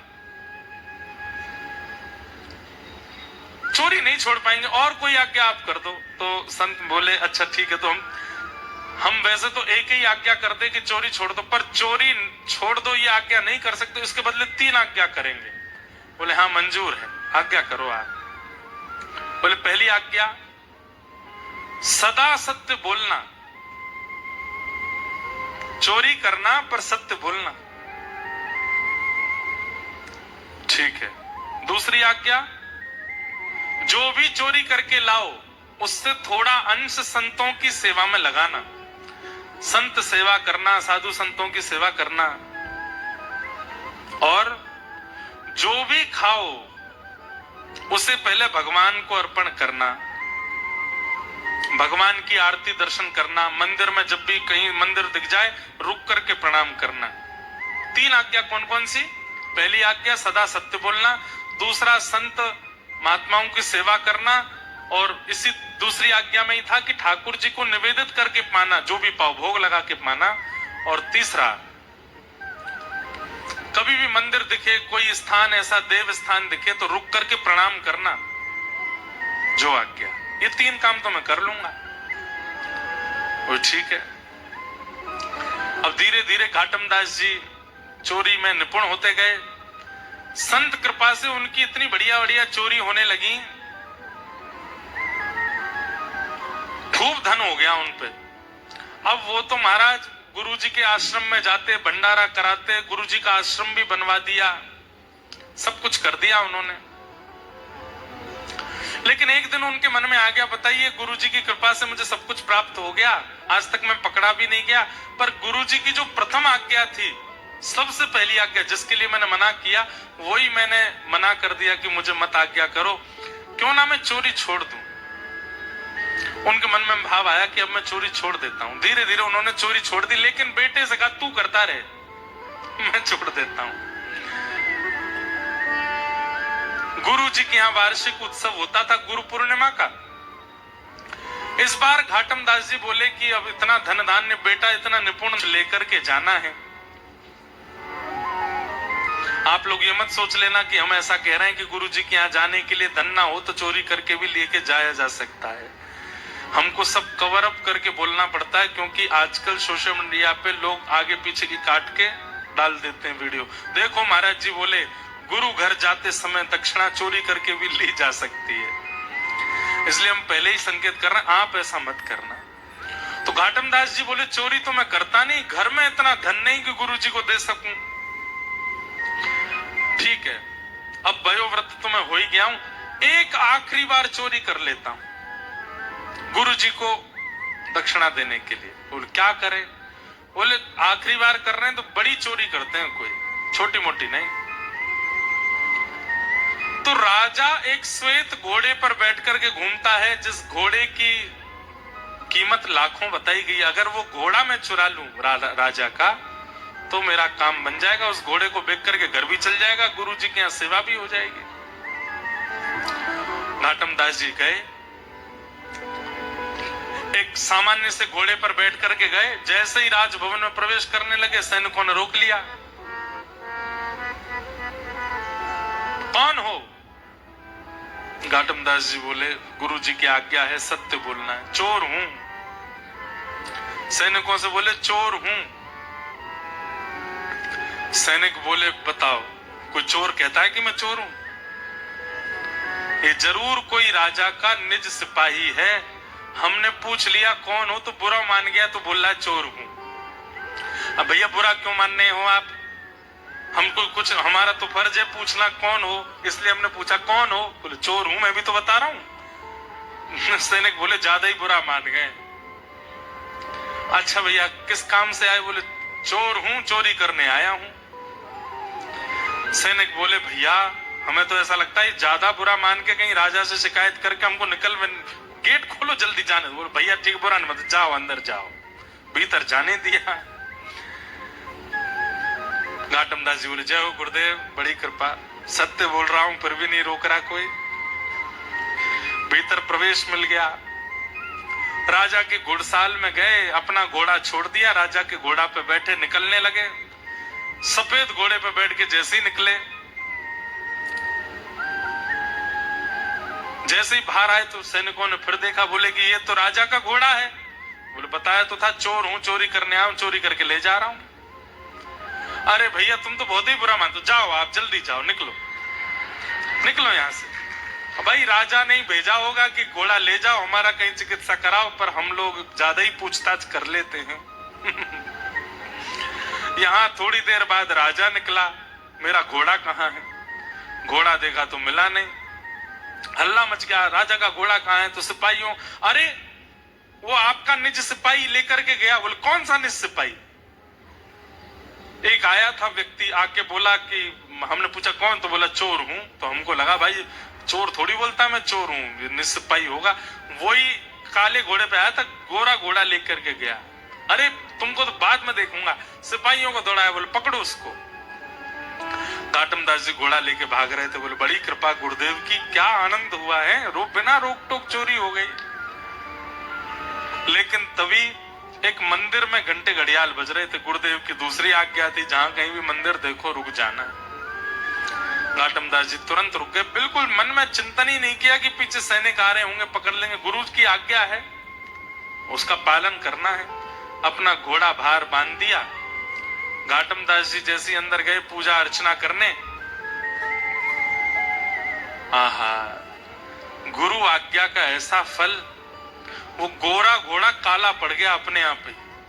और यहाँ सैनिक आए, सैनिक देख करके एक बार तो आगे भग गए, फिर देखा, बोले कि ये घोड़े की कद काठी मुखमंडल तो वैसा ही है, लेकिन ये काला कैसे हो गया? अंदर देखा तो घाटम दास जी परिक्रमा कर रहे थे मंदिर की। बोले यही तो है वो चोर। पकड़ लिया सैनिकों ने। बोले तुम ही आए थे राजभवन में? बोले हाँ जी। क्या करने आए थे? बोले मैंने बताया तो था, चोरी करने आया था। राजा का घोड़ा चोरी करके भागा। अच्छा, रुक क्यों गए? बोले गुरुदेव की आज्ञा थी, मंदिर कहीं भी देखो तो प्रणाम करना, इसलिए प्रणाम करना रुक गया। अच्छा सब चीज छोड़ो, ये वही घोड़ा है जो तुमने चोरी किया? बोले हाँ ये वही है। ये काला कैसे हो गया? बोले ये मुझे नहीं पता काला कैसे हो, मैंने तो गोरा घोड़ा ही चुराया था, काला कैसे बना ये मुझे नहीं पता। गुरु आज्ञा का ऐसा फल कि ठाकुर जी ने घोड़ा काला कर दिया। पकड़ करके राजा के सामने ले गए। घोड़े को देख करके राजा भी आश्चर्यचकित, ये घोड़ा तो वही है पर काला कैसे हुआ? तुमने जरूर इसके ऊपर कुछ रंग रोगन कराया। बोले महाराज इतनी जल्दी रंग रोगन, और मैं करा भी दूंगा रंग रोगन तो धो लो आप, निकल जाए रंग। तो खूब धोया, मांज दिया, लेकिन घोड़ा काला ही हो गया। राजा बोला एक तरीका है पता करने का कि ये वही घोड़ा है कि नहीं। बोले क्या? इसके जो सिर पर बाल हैं उनके बीच में एक मस्सा है, अगर वो मस्सा इसके हुआ तो ये वही घोड़ा है। बाल हटा करके देखा तो वो मस्सा भी निकला। सब आश्चर्यचकित रह गए, ये घोड़ा सुर्ख दूध जैसा गोरा था, ये काला कैसे पड़ गया? तब चोर ने कहा भगवान वैसे मैं चोरी छोड़ चुका था, अपने गुरुदेव सब बात बता दी। गुरुदेव के यहाँ दक्षिणा अर्पित करने के लिए धन चाहिए था तो धन मिला नहीं, तो आपका घोड़ा चुरा लिया। पर गुरुदेव की आज्ञा मान करके सत्य बोलता हूँ, जहां भी मंदिर मिलता है प्रणाम करता हूँ, और जो भी कुछ मुझे प्राप्त होता है मैं सब ठाकुर जी को अर्पित करता हूँ। जब मैंने आपका घोड़ा चुराया तो गुरुदेव की आज्ञा से प्राप्त हुई वस्तु ठाकुर जी को अर्पित करता हूँ। तो मैंने घोड़े को भी निवेदित कर दिया था, हे राम जी आपको ये घोड़ा निवेदित करता हूँ। तो राम जी को गोरे पे बैठने का मन नहीं होगा, इसलिए राम जी ने ही इसको काला कर दिया है, उन्होंने ही इसको सांवला बना दिया है, इसलिए ये काला पड़ गया, इसलिए ये अब गोरा नहीं हो पाएगा। राजा की, चोर की उस बात को सुनकर के राजा परम प्रसन्न हो गया और घाटम दास जी को अपना महामंत्री बना दिया। घाटम दास जी जो चोर थे वो उस दिन महामंत्री बन गए और खूब सारा धन धान्य लेकर के गुरुदेव के पास गए और चरणों में प्रणाम करके कहा, हे गुरुदेव भगवान आपकी कृपा से देखिए ये घाटम चोर अब महामंत्री बन गया है, आपकी आज्ञा बस मान करके मैंने ये सब प्राप्त किया है।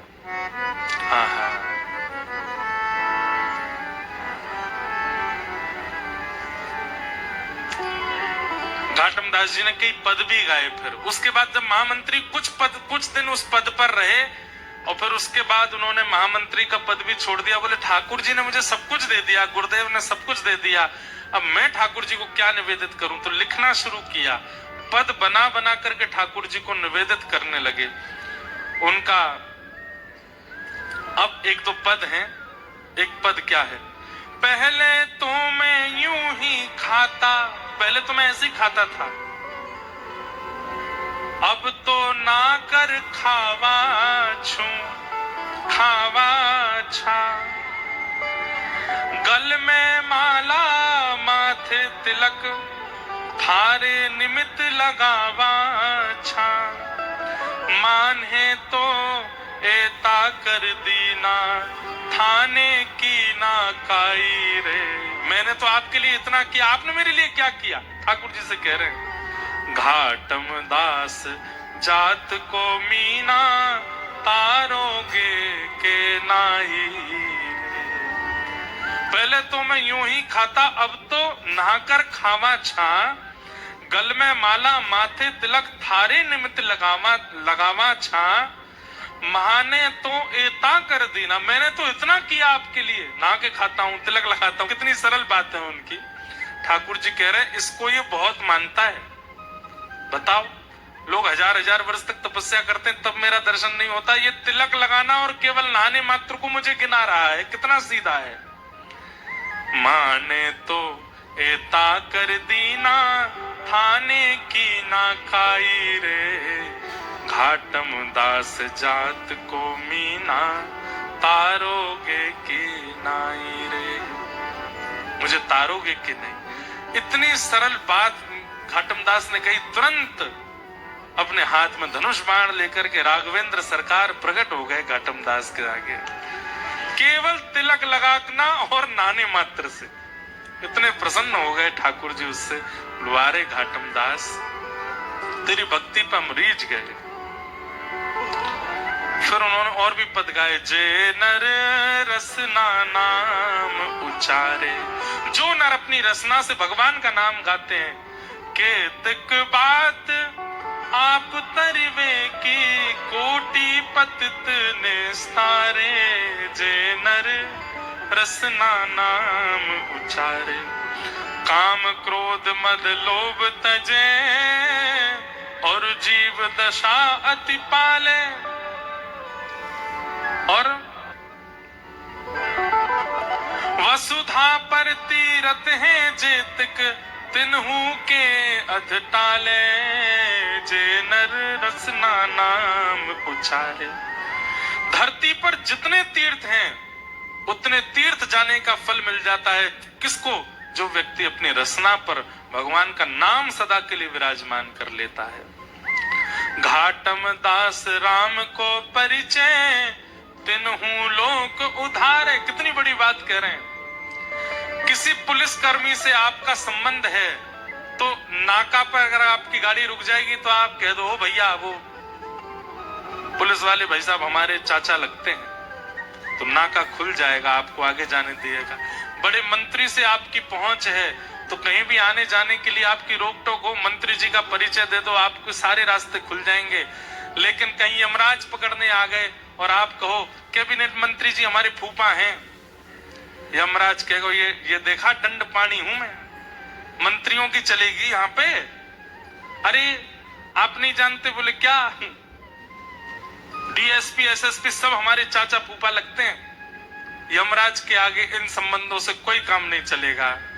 लेकिन यमराज अगर सामने आ जाए और आप कह दो हम श्री राधा रमन के हैं और राधा रमन हमारे हैं, यमराज जी कहेंगे जय हो भैया, यम लोक नहीं जाना तुमको, तुमने ऐसे का परिचय दिया है, जाओ तुम्हारे लिए तो वैकुंठ लोक प्रतीक्षा कर रहा है।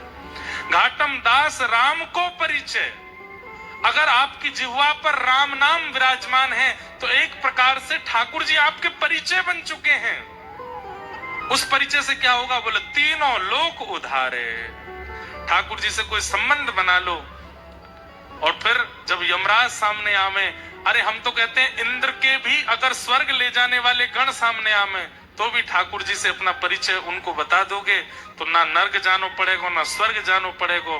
ठाकुर जी के परिचय के तो तीनों लोक पार करके सीधे वैकुंठ की प्राप्ति होगी। घाटम दास राम को परिचय, तीनों लोक उधारे, जे नर रसना नाम उचारे। तो हमने घाटम दास जी का चरित्र क्यों सुनाया? गुरु आज्ञा से केवल जीवन में सत्य ले आए। तो ठाकुर जी घाटम दास की रक्षा करने लगे। झूठ नहीं बोलेंगे तो कैसे जिएंगे? ठाकुर जी अपना वरदहस्त और अपनी दृष्टि दोनों हटा लेते हैं। ठीक है, तो फिर तू अपने आप ही रहे। लेकिन जो व्यक्ति सत्य आचरण करता है, छल कपट आदि सबको छोड़ देता है, भले ही जीवन में संकट आते हैं फिर भी सहता है, ठाकुर जी फिर अपना वरदहस्त रखते हैं। बोले इतना सह रहा है पर सत्य का त्याग नहीं कर रहा, छल का त्याग, कपट छल को अपने जीवन में नहीं ला रहा, यहाँ की रक्षा तो मोह करनी पड़ेगी, जैसे घाटम दास की ठाकुर जी ने रक्षा की। इसलिए भैया सत्य कौन है? ठाकुर जी का प्रथम स्वरूप है। और यहाँ पर वेद व्यास जी ने उसी सत्य को वंदन किया, सत्यम परम धीमहि। हमें पता है समय अधिक हो गया है, लेकिन हमें पता ही नहीं चला कि 11:15 बज गए। हमें तो इतना आनंद आ रहा है ऊंझा में कथा कहने में, खूब सुख मिल रहा है। हम 10-15 मिनट और थोड़ा कुछ कह लें, क्योंकि हमें पता ऊंझा के लोग तो टाइम के इतने पंचुअल है, कम से कम 100 लोग तो नेट 11:30 उठ गए। चाहे प्रसंग कितना भी बढ़िया चल रहा है, भाई 11:30 हो गए, जाना है, इतना ही टाइम है। कथा का देखो एक स्वरूप है, अपने समय से अगर कथा पूरी हो जाए तो समझो आज ठाकुर जी कथा में आए पर नेक देर बैठ के चले गए, पर समय से ऊपर कथा जावे तो सोचियो ठाकुर जी बैठे हैं अभी भी कथा में और सबको देख रहे हैं, सब पर कृपा कर रहे हैं। इसलिए समय से ऊपर कथा जावे तो नेक 7 ही दिन बार बार थोड़ी आवेंगे। ऊंझा में तो जीवन भर रहना है, सुबह दुकानें तो जीवन भर खोलनी है, पैसा तो जीवन भर कमाना है, पर ये 7 दिन दोबारा नहीं आएंगे। इसलिए समय से अधिक अगर समय चला जाए कथा के विश्राम में तो आप लोग आनंदित होकर सुनिए बस, ठीक है। धर्म प्रोजित कई तवोत्र परमो निर्मत्सराणां सतां वैद्यं वास्तवमत्र वस्तु शिवदं तापत्रयोन्मूलनम् श्रीमद्भागवते महामुनिकृते किं वा परैरीश्वर सद्यो हृद्यवरुध्यते त्रिकृतभिः शुश्रूषुभिस्तत्क्षणात्। 3 मंगलाचरण है भागवत जी के, एक हो गया, 2 और रह गए, बस ये कह के हम आज की कथा को विश्राम देंगे। विषय, अधिकारी, संबंध और प्रयोजन, ये 4 बातें विशेष रूप से। सबसे बड़ी बात, भागवत का विषय क्या है? धर्म प्रोजित कई तवोत्र परम, सबके चित्त में जो परम धर्म को स्थापित करे। परम धर्म क्या है? जहां पर व्यक्ति अपने देह की चिंता ना करके अपनी आत्म की चिंता करता है। आप देह की चिंता करते हो तो सोते हो, देह की चिंता करते हो तो खाते हो, देह की चिंता करते हो तो टहलते हो, देह की चिंता करते हो तो सारी क्रियाएं करते हो। पर आप आत्मचिंतन करने लगोगे कि भाई मेरे भीतर जो विराजमान आत्मा है इसका उद्धार कैसे हो, इसका कल्याण कैसे हो, मेरे जीवन का साफल्य कैसे हो, मेरे जन्म लेने का कल्याण कैसे हो। जिस दिन ये विचारधारा चित्त में प्रकट होने लग जाएगी उसी दिन आप परम धर्म कर रहे हो। कथा सुनना देह का कर्म नहीं है, दैहिक कर्म नहीं है कथा सुनना। कथा सुनना, अब यहाँ पे कितने सारे बालक, कितने सारे लोग वो बैठे हैं। एक मुझे आज पता चला, एक माता जी सुबह 7 बजे आके बैठ गई, सुबह 7 बजे, कथा शुरू हुई रात में 8 बजे, 13 घंटे पहले पंडाल में आके बैठ गई। पूछा गया मैया इतनी जल्दी क्यों आ गई? तो भावुक होकर के बोली हम सूरत से आए हैं, बहुत दूर से आए हैं, भीड़ बढ़ जाएगी तो बैठने की जगह नहीं मिलेगी, इसलिए अभी से जगह पकड़ के बैठी हैं कि कहीं हमको बैठने को मिले कथा। अब 13 घंटे एक स्थान पर बैठना ये देह तो नहीं कर सकता, ये शरीर नहीं कर सकता। शरीर तो बहुत अभिमानी होता है। आप एक आसन में बैठने के लिए शरीर को अगर कह देते हैं तो शरीर आपसे बार बार आसन बदलवाता है, कभी पैर लंबे करवाएगा, कभी ऐसे करवाएगा, कभी ऐसे करवाएगा, कभी ऐसे करवाएगा। कई लोग ऐसे ऐसे सुनते हैं कथा, क्यों? शरीर उनका अभिमानी है और शरीर कहता है तू मुझे क्यों बैठा के रखा है, तुझे नहीं पता मुझे आराम कितना प्रिय है? तो फिर वो बेचारा एक आध बार देखता कोई सोफा खाली हुआ क्या। कई लोग तो छोटे छोटे बच्चों, तुम तो युवा हो, नीचे बैठो, हमको बैठने दो ऊपर। क्यों? देह अभिमानी है। उस देह को कथा में भी लाते हैं तो वो व्याकुल ही रहता है, विचलित ही रहता है। पर जो व्यक्ति देह से नहीं आया, अपने आत्म कल्याण के लिए आया है, चित्त से आया है, उसको एक कोना भी मिल जाएगा ना, बस स्वर आना चाहिए कान में, नेत्रों से दिख जाने चाहिए महाराज जी व्यासपीठ, बस वो वहीं से ही प्रसन्न है। कितने श्रोता ऐसे हैं, वो पिछले 2-2.5 साल से हमारी हर कथा सुन रहे हैं, मुझे हर कथा में दिख जाते हैं, पर कभी मिलने नहीं आते, कभी समीप नहीं आते, कभी फोटो नहीं खिंचाया होगा, कभी कुछ नहीं।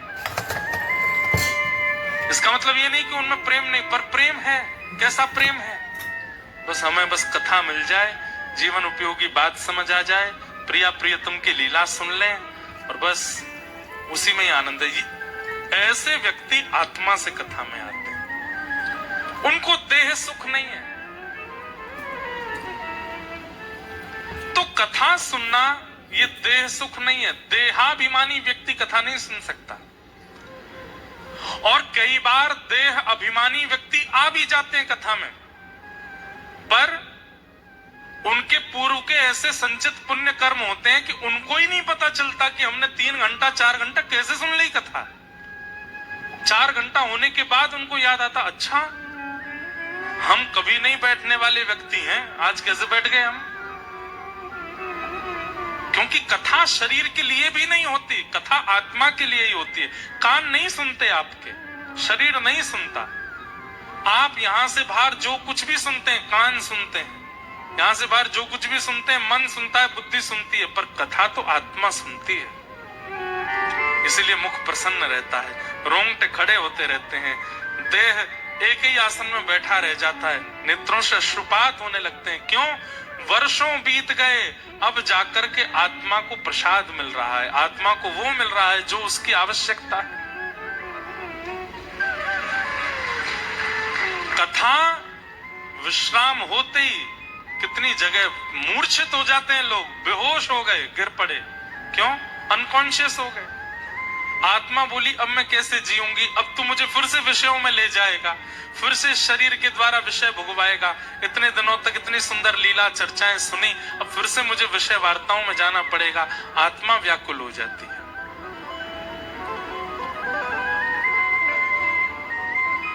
तो धर्म प्रोजित कई तवोत्र परमो, परम धर्म क्या है?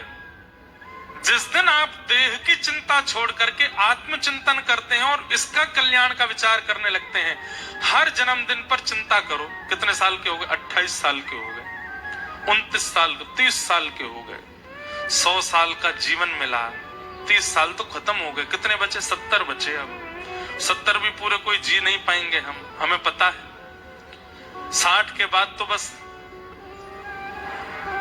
व्यवस्थाएं देखो, अब कब जाना हो जाए पता नहीं है, अब आजकल कुछ पता नहीं है, इतनी लंबी आयु तो है नहीं। तो 60 के बाद तो प्राण निकल कभी भी जा सकते हैं। स्वाभाविक मृत्यु 70-80 के बीच में आजकल हो रही है सब लोगों की। मूल रूप से देखा जाए तो आप 20 साल के हो गए, 25 साल के हो गए, तो आपके पास में अब शेष केवल 30 साल है। हजार सालों में जाकर के भगवान दर्शन नहीं देते, मेरे पास केवल 30 साल बचे हैं और मुझे भगवत प्राप्ति करनी है। इस देह में व्यवस्थित आत्मा का कल्याण करना है, उसको निवृत्त करना है ताकि वो पुनर्जन्म ना लेवे।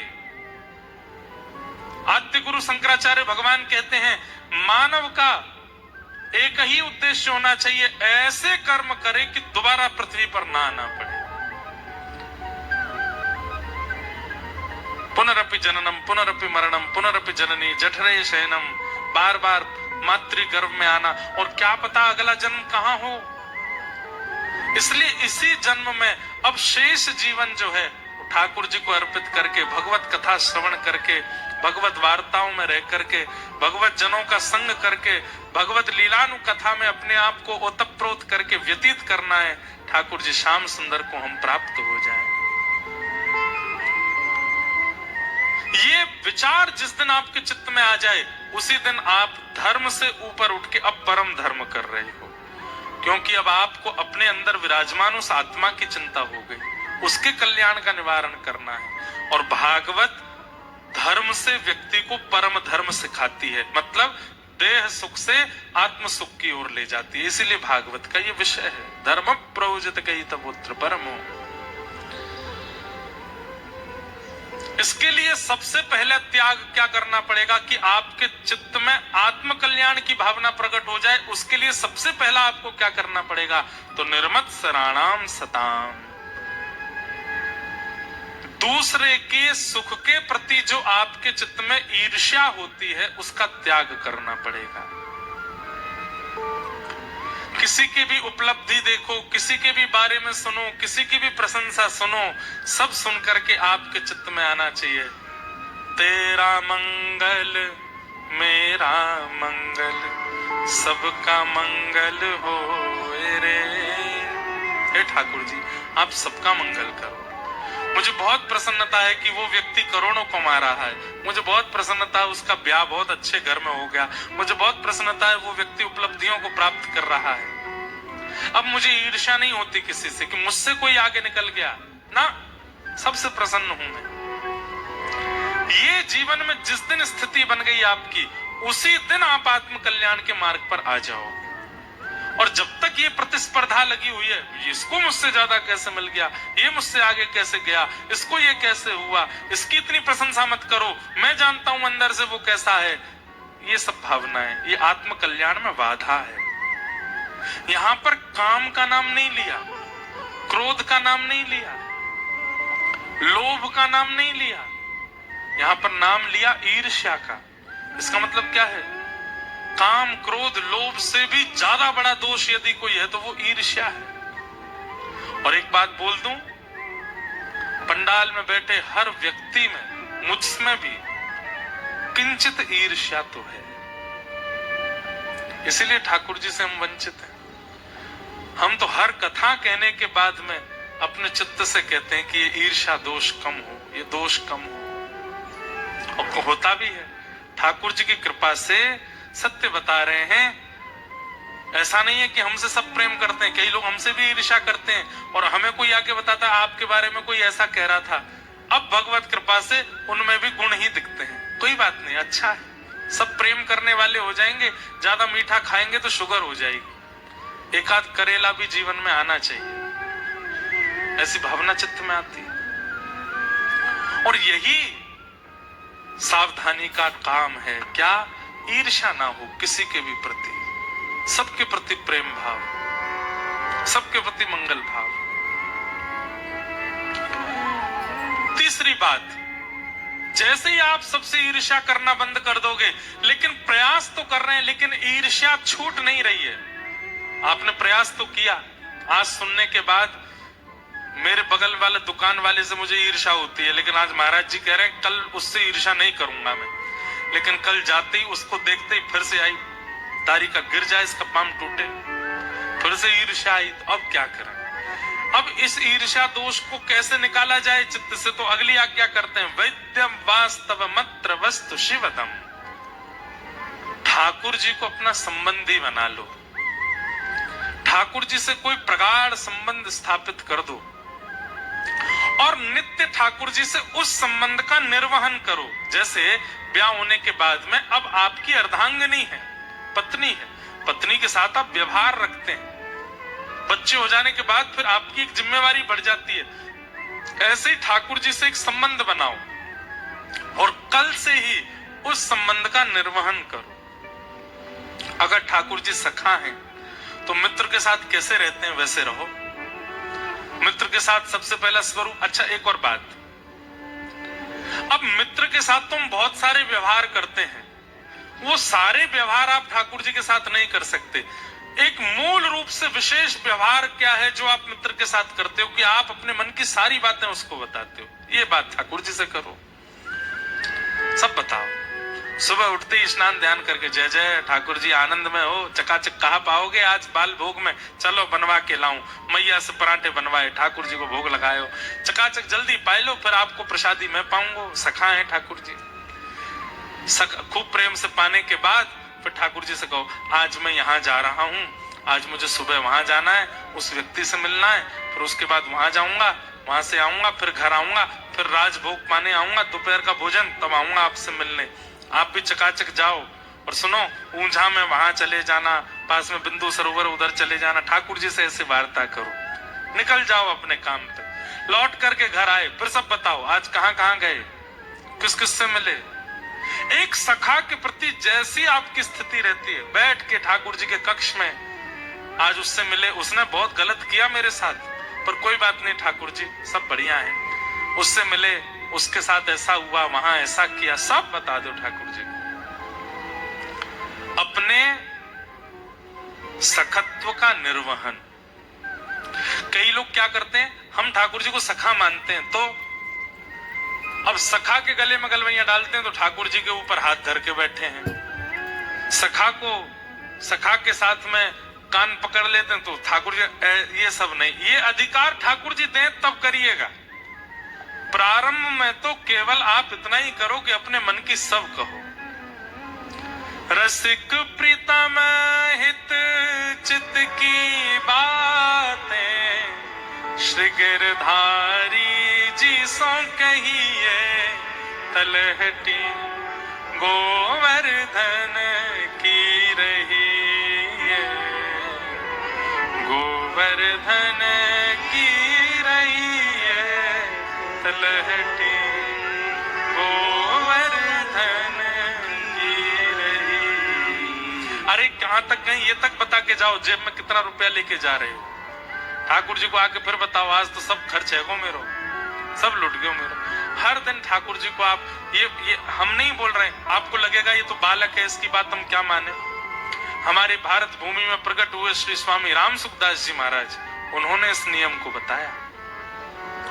स्वामी जी श्री राम सुखदास जी महाराज कहते हैं, घर से निकलते से पहले ठाकुर जी से बात करके जाओ, घर में आने के बाद ठाकुर जी से बात करो, अपनी पूरी दिनचर्या बता दो ठाकुर जी को, किससे प्रेम हुआ, किससे बात हुई, किससे लड़ाई हुई, किससे झगड़ा हुआ, किससे क्या, सब बता दो। अब क्या है, आप सुबह बता करके गए हो ठाकुर जी को, तो ठाकुर जी को सब पता है कहां कहां जाने वाले, वहां जो भी असद होने वाला है सब सद हो जाएगा, क्योंकि ठाकुर जी को पता है।